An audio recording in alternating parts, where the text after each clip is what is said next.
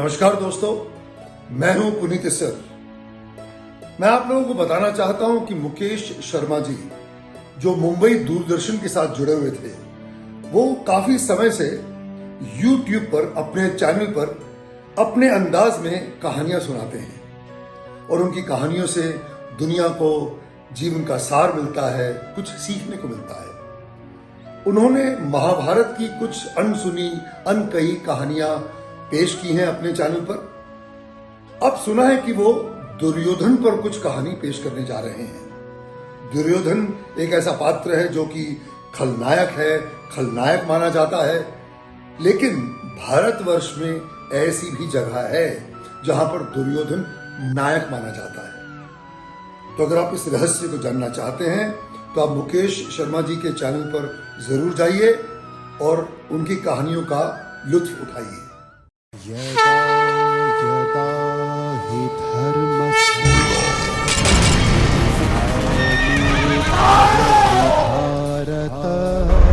गोविंद अभ्युत्थानम् अधर्मस्य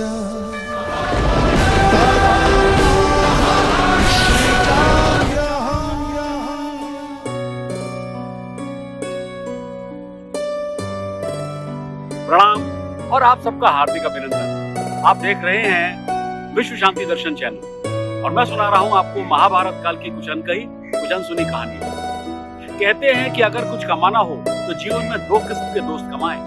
एक कृष्ण जैसा जो युद्ध नहीं करेगा लेकिन जीत सुनिश्चित करेगा, और दूसरा कर्ण जैसा जो आपके गलत होने पर भी आपके लिए लड़ेगा।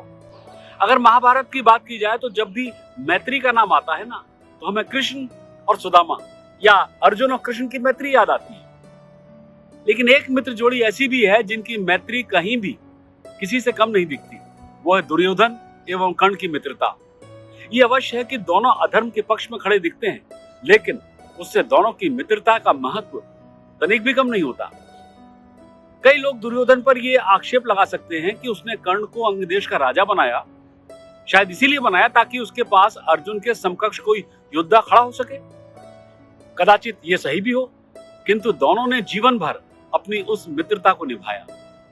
दोनों की मित्रता के वैसे तो कई किस्से हैं, लेकिन आज मैं जिस घटना के बारे में आपको बताने जा रहा हूं, वो निश्चित रूप से इस बात को सिद्ध करती है कि दुर्योधन को कर्ण पर कितना अधिक विश्वास था। कर्ण की पत्नी विशाली एवं दुर्योधन की पत्नी भानुमति के बीच अच्छी मित्रता थी। कर्ण की दूसरी पत्नी सुप्रिया भानुमति की सखी थी, जिससे कर्ण को भानुमति के स्वयंवर में विवाह करना पड़ा था। यह भी वर्णन है कि जब अपने स्वयंवर में भानुमति ने दुर्योधन का वरण नहीं किया तो अपने मित्र कर्ण के बल पर दुर्योधन ने उसका अपहरण किया। उपस्थित सारे राजाओं को कर्ण ने अकेले ही परास्त किया ताकि दुर्योधन भानुमति को लेकर सकुशल वहां से निकल सके। कहा जाता है कि भानुमति अपने पति दुर्योधन से मल्ल युद्ध की और कर्ण से धनुर्विद्या की शिक्षा भी लेती थी। बहरहाल भानुमति के विषय में कभी और विस्तार से बताऊंगा। कहानी का तात्पर्य यह है कि कर्ण और भानुमति के बीच भी बहुत अच्छी मित्रता थी। एक बार दुर्योधन, कर्ण और भानुमति दुर्योधन के अंतःपुर में बैठे वार्तालाप कर रहे थे। उसी समय राजसभा से बुलावा आने पर दुर्योधन वहां से चला गया। समय बिताने के लिए कर्ण और भानुमति चौसर का खेल खेलने लगे। उस खेल में भाग्यवश भानुमति बार बार जीत रही थी और कर्ण को हारने पर छेड़छाड़ भी कर रही थी, किंतु कर्ण उसकी बातों का बुरा नहीं मान रहा था और बार बार दांव लगा रहा था। अंततः भाग्य से एक बाजी कर्ण जीत गया। उसी समय भानुमति को दुर्योधन के वापस आने की पश्चात सुनाई दी और वो उसके स्वागत के लिए उठने लगी। कर्ण अपनी विजय के धुन में था, इसलिए उसे दुर्योधन के आने का भान नहीं हुआ। उसे लगा कि उसके जीतने पर भानुमति खेल छोड़कर भागना चाहती है। यही सोचकर उसने भानुमति का हाथ पकड़कर उसे वापस बिठाना चाहा, किंतु जल्दीबाजी में कर्ण के हाथ में भानुमति का हाथ न आकर उसकी साड़ी का पल्लू आ गया और इससे उसकी साड़ी कुछ खिंच गई और उसमें लगे सारे मोती जमीन पर बिखर गए। अब देखिए आगे क्या हुआ। ठीक उसी समय दुर्योधन ने कक्ष में प्रवेश किया। उस समय वहां का दृश्य बड़ा संदेहजनक सा था। कर्ण के हाथों में भानुमति की साड़ी का पल्लू था और पूरा फर्श उसकी माला से टूटे हुए मोतियों से भरा था। ऐसी स्थिति में किसी भी व्यक्ति को उन दोनों पर संदेह हो सकता था।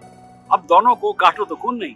ईश्वर के अतिरिक्त केवल कर्ण और भानुमति ही जानते थे कि कुछ गलत नहीं हुआ, किंतु ऐसे दृश्य को देखने के बाद वे दुर्योधन से क्या कहें, उनकी कुछ समझ में नहीं आ रहा था। भानुमति ने तो भय के कारण अपनी आंखें बंद कर ली। और कर्ण का सर भी लज्जा से झुक गया। दोनों उसी प्रकार खड़े रहे। यहाँ पर हम दुर्योधन का एक अलग रूप देखते हैं। उसके उदार प्रकृति के बारे में कुछ कहने की आवश्यकता नहीं, क्योंकि उसके कई अनुदाहरण हैं हमारे पास, किंतु यहाँ उसकी उदारता का एक अलग ही स्तर देखने को मिलता है। दुर्योधन अपनी पत्नी से बहुत प्रेम और उस पर पूर्ण विश्वास करता था, और कर्ण तो जैसे उसके लिए उसका दूसरा प्राण ही था। उस पर संदेह करने के विषय में तो दुर्योधन कभी सोच ही नहीं सकता था।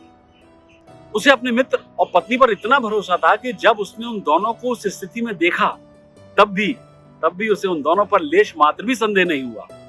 इसके विपरीत जब उसने देखा कि इस कारण कर्ण और भानुमति लज्जा से गड़े जा रहे हैं, तो उसने हंसते हुए कहा, क्या? अरे प्रिय, ये क्या? तुम्हारे तो सारे मोती बिखर गए हैं। उसे तुम स्वयं उठा लोगी या मैं तुम्हारी कोई सहायता करूं? उसने ये इस प्रकार कहा जैसे कि कुछ हुआ ही नहीं। या जब दोनों ने दुर्योधन की ये उदारता देखी तो उनकी जान में जान आई। इस घटना के बाद दोनों के मन में दुर्योधन के लिए सम्मान और बढ़ गया। ये घटना इस बात को दर्शाती है कि जहां सच्चा प्रेम और विश्वास होता है, वहां संदेह का कोई स्थान नहीं। जिंदगी में कुछ रिश्ते ऐसे होते हैं जिन्हें हम खुद चुनते हैं। ये रिश्ते कभी भी हमारे खून के रिश्तों से आगे निकल जाते हैं और हम इन्हें दोस्त कहते हैं। अब देखिए ना, कर्ण ने अपने ही भाइयों के साथ युद्ध किया और ये जानते हुए भी वो लड़ रहा था कि वो हारेगा और अंत में एक दोस्त के लिए मर जाएगा, जिसे वो किसी भी कीमत पर नहीं छोड़ सकता था। वो खुद लड़ा और मैदान में आया और दोस्ती की रक्षा के लिए कवच के रूप में उसने मित्रता का वादा निभाया। दूसरा दुर्योधन, एक ऐसा व्यक्ति जिसने शायद अपने जीवन में कभी भी किसी भी रिश्ते को अपनी दोस्ती से ज्यादा पवित्र नहीं माना,